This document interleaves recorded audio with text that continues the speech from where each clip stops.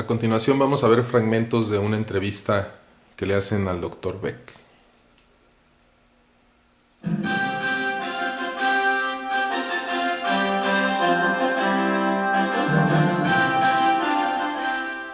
Hello, I'm Doug Christian. Welcome to Clearfire Media's Conversations with the finest thinkers and practitioners of our time.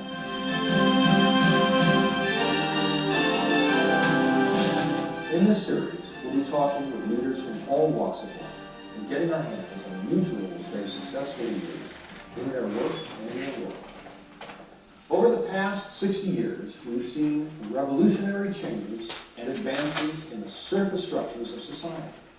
These innovations have brought us breakthroughs in medicine, abundant and inexpensive energy, manufacturing advances, computerization and digital technologies, genetic engineering, interplanetary exploration, economic and geopolitical globalization, instantaneous communication, and many other new possibilities which we experience daily. But we've also come to see that these advances are not without their unintended consequences. Environmental and habitat destruction, species extinction, global warming, polarization of the haves and the have-nots, social, political, and religious entrenchment into fundamentalism and factionalism. The list goes on. Today's intractable problems are in the main human-created, from schoolyard spats to inner-city drive-bys, from organizational politics to internecine wars. The paradox of today's world is that while the surface features of societies may have changed profoundly over time, the values and life conditions of the bulk of humanity have in many ways changed only slightly or not at all. This leads, for example, to a world with both a high standard of living for some and very few benefits for most. What's happening in our world right now, both domestically and globally, means that whether or not we like it, we are all in a high-stakes game that will determine the quality of life for not only ourselves, but our children and their children. And in this game, effective leadership tempered with global discernment is critical. It's a daunting challenge. To help us get a handle on these issues today, we're pleased to have with us Dr. Don Beck, the co-founder of the National Value Center in Denton, Texas, and president and CEO of the Spiral Dynamics Group, a global enterprise. Dr. Beck co-authored the books The Crucible, Forging South Africa's Future, and Spiral Dynamics, Mastering Values, Leadership, and Change. In his career, Don has consulted with a wide variety of clients. This includes large banks such as Republic National Bank and Nedcor Banking Group in South Africa, 5 different airlines including Southwest and American Airlines, as well as several major global energy companies. His clients have ranged from hospitals and healthcare institutions to law enforcement agencies, city governments, the U.S. Army Corps of Engineers, the EPA, and the U.S. Army Tank Command. He's been a popular presenter at the meetings of the Young Presidents Organization worldwide. He's been a team psychologist for the South African Springboks, winners of the 1995 Rugby World Cup, and has consulted to the Dallas Cowboys, New Orleans Saints, the Texas Rangers, and the U.S. Olympic Committee. Don has also worked with members of Tony Blair's policy unit in a search for how to implement third way initiatives in the United Kingdom and abroad. And he's consulted on racial issues with both former President Bill Clinton and President Nelson Mandela of South Africa. A diehard baseball fan, Don also wrote a sports values column for the Dallas Morning News. He often appears in the media regarding issues relating to values, sports, and racial divides. Don, what's needed most by leaders these days to help them meet the problems and challenges we face both presently and in the future? I was struck by your use of the term high stakes and daunting challenge, because these problems are not the product of our failures, but of our successes.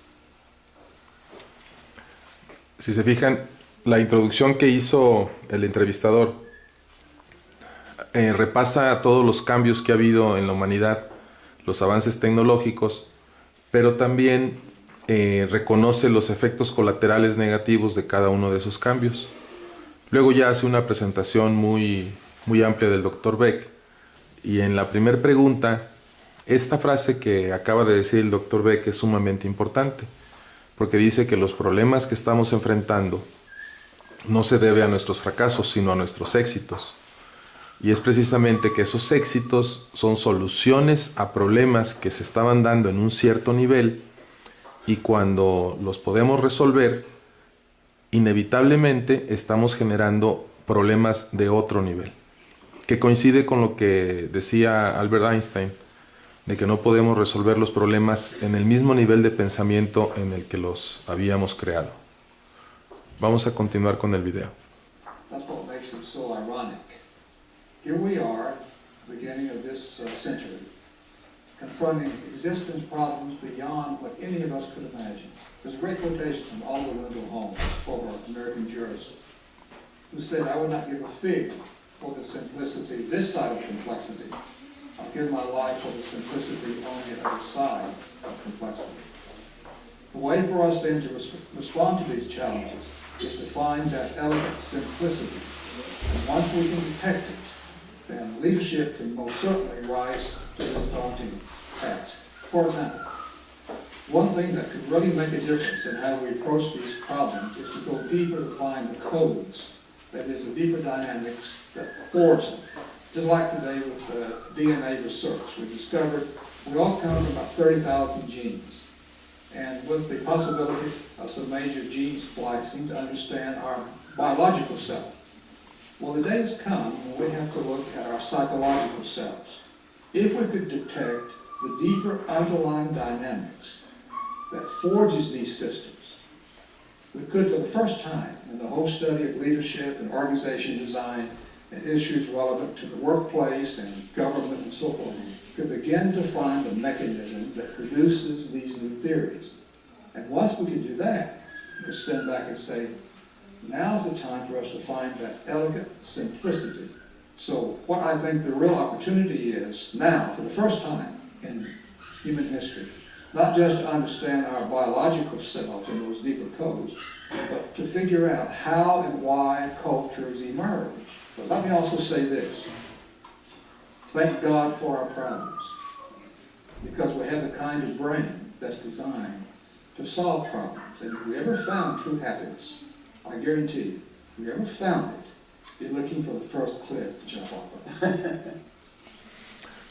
Bueno, aquí hace una recapitulación del Dr. Beck, y si se dan cuenta, él menciona cómo se ha venido creciendo en la investigación de la biología del ser humano. Ya sabemos que tenemos un poquito más de 30,000 genes, y lo que él empieza a dialogar es ¿qué pasa si somos capaces de encontrar un paralelo de esa investigación fisiológica, biológica, en la parte social, que nos permita entender cómo es que estamos creando los problemas como humanidad, y al mismo tiempo cómo encontrar las soluciones?